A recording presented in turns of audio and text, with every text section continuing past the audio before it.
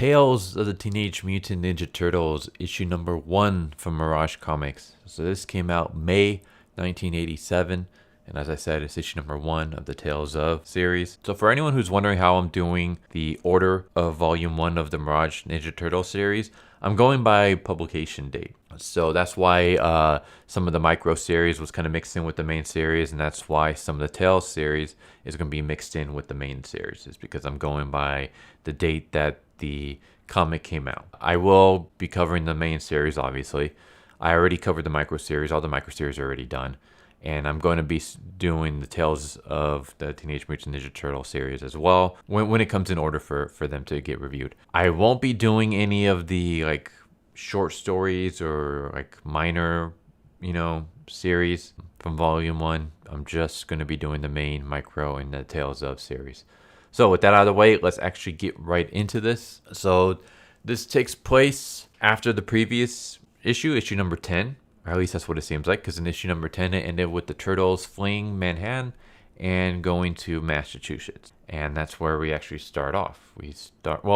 First we start off with one of the Turtles. I do not know which one because there's no weapons around to distinguish him. But he is basically talking about what happened the winter of 1987. That's when the Shredder attacked their home.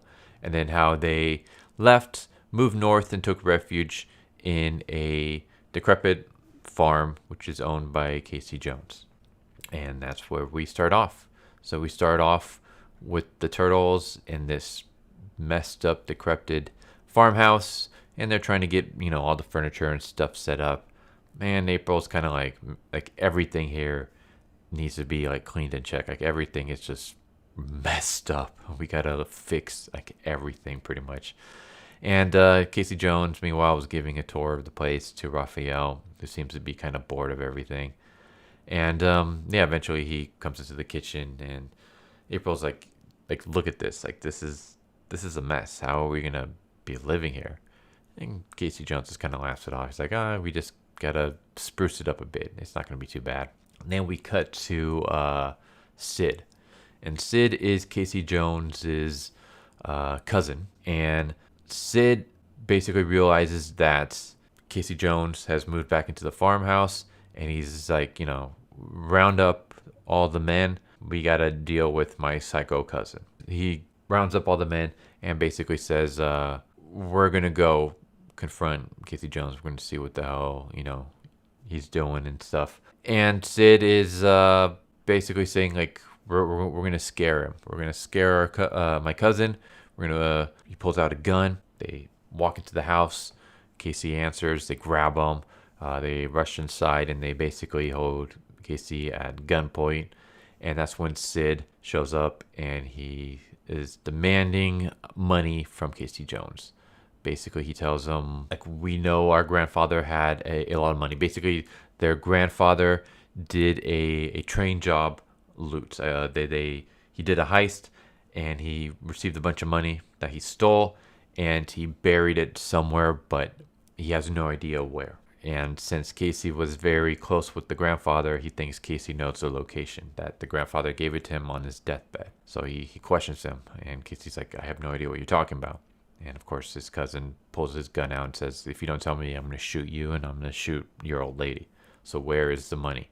Meanwhile, the Turtles, who are chilling out upstairs, hear what's going on, and they decide, all right, we got to help him out. We're going to sneak outside, and we're going to lure them outside, and then we're going to take them out. So they hear noises, and Sid's like, all right, go check out what's causing that ruckus. So he sends his men outside, and then we get individual moments where the Turtles are taking out these gangbangers. Leo's like hiding under the snow in one, and he knocks them out. One of the Turtles is he jumps from a rooftop, and he kicks one of the dudes inside a garbage can, knocks him out. Another one he lures into a barn and kicks him in the face and knocks him out. And then the final one, basically Donatello cracks him in the face with his staff and knocks him out. So now it's just Sid by himself.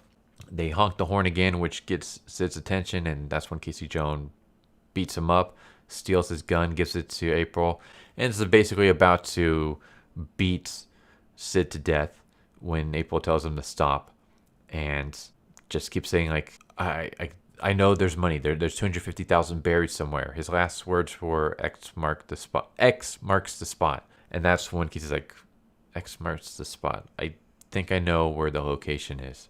So he basically says that Spot was a stray dog that Grandpa and Casey Jones had found and took care of for a few years, and they buried him after his death under the house. And so they move the area out of the way. They come across a little box. Casey Jones and Sid are fighting over it when the box opens up and a bunch of paper flies out. And at first they think it's money, but it turns out it's not. It's actually a receipt. And it turns out that the grandmother was using the money that the grandfather stole to make donations, kind of as a way to make up for her husband's crime. And so there is no $250,000 because it was all donated to, charity and stuff like that. And yeah, that's pretty much the end. I mean, we get them chilling out at the fireplace where the turtles reveal that they dumped the unconscious bodies of Sid's friends into Sid's trunk, the trunk of his car, and that, once Sid goes back home, he'll eventually discover that his buddies are in the trunk. And that's the end. They pretty much said, well, since there's no money, that's probably the last we'll ever see of Sid. Whether that's true or not, I don't know. But yeah, there you go. There's the first issue of A Tale of Teenage Mutant Ninja Turtles, issue number 1. I thought it was okay. It was a step down from the previous 2 issues, but then again, the previous 2 issues were like the best so far. Like just, Leo's micro series and the return of Shredder, where they're fighting through the building, issue number 10 of the main series. Those 2 are like the 2 best Turtles issues so far. So it's kind of hard to live up to those 2, and this one doesn't. But it's not terrible. It's just not as great as those. I would say I'll give it like a 6.5 out of 10, 7 out of 10. It was better than average. Wasn't like amazing or anything like that, but it was fine for what it was. We get just, a little bit more backstory on Casey's life and things like that. And the Turtles' new way of life, having to live in this beaten down farmhouse, which now I'm wondering if this was the same farmhouse that we saw at the end of Teenage Mutant Ninja Turtles Urban Legends, which itself was a recolorization of Teenage Mutant Ninja Turtles Volume 3. But yeah, there you go. Tales of Teenage Mutant Ninja Turtles number 1. And hope you enjoyed. The next video will be getting back into the main series, because in terms of the date published, this issue came out after issue 10 but before issue 11, so that's why it's being reviewed now. And then issue number 11 came out before issue number 2 of Tales of, so that's why issue number 11 is going to be the next one. So yeah, again, just to reiterate, I'm going by publication order, the date it was published, and just working my way through there. And that's why the other series are kind of sprinkled into the main series. So yeah, hope you enjoyed the video, and I hope to see you next time. Later. So what'd you guys think of that video? I hope you guys enjoyed. If you guys haven't already, please subscribe, hit that bell for a notification, leave a like if you enjoyed the video.